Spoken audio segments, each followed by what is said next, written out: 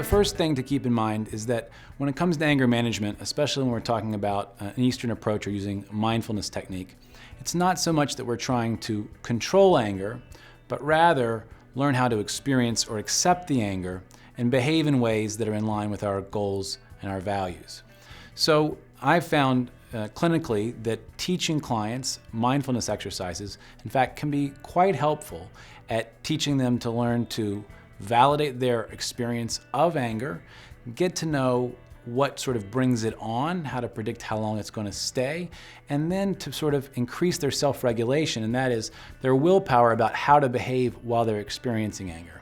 So there are a couple of schools of cognitive behavior therapy or behavior therapies that have been used that take a mindfulness approach and that can be applied to anger. The first is one called dialectical behavior therapy, or D.B.T. And that was originally created and developed for borderline personality disorder. In borderline personality disorder, there are lots of these folks who in fact struggle with issues around anger. So while the D.B.T. overall helps all of their symptoms, we do know that when utilizing the core mindfulness skills, they do seem to learn to do a much better job with their anger. And so a few of the things you can focus on when you're practicing mindfulness from this standpoint is first learning simply to observe the emotion. So that's without judgment, just noticing what's there.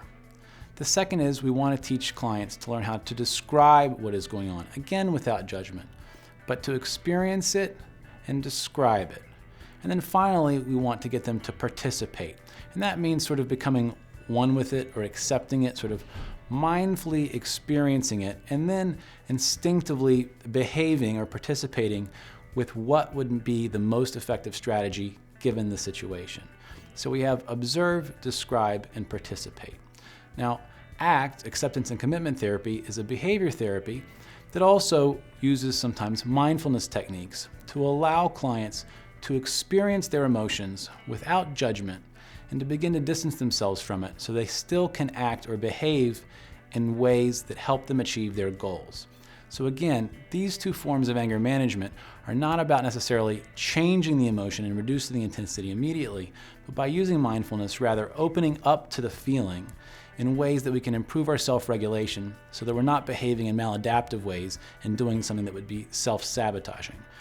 One of the ways in ACT that you can do that is, it's very similar to what I said in D.B.T, is you can first notice the emotion that's there, then name it and neutralize it. Create some distance, recognizing that you are not the same thing as your emotion.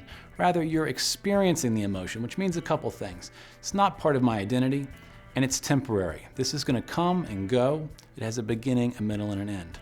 So by using mindfulness, we learn to become aware that emotions are temporary and they don't have to dictate what our next behavior is going to be. We practice these skills again and again, and over time can learn to experience them and still behave in ways that are very adaptive.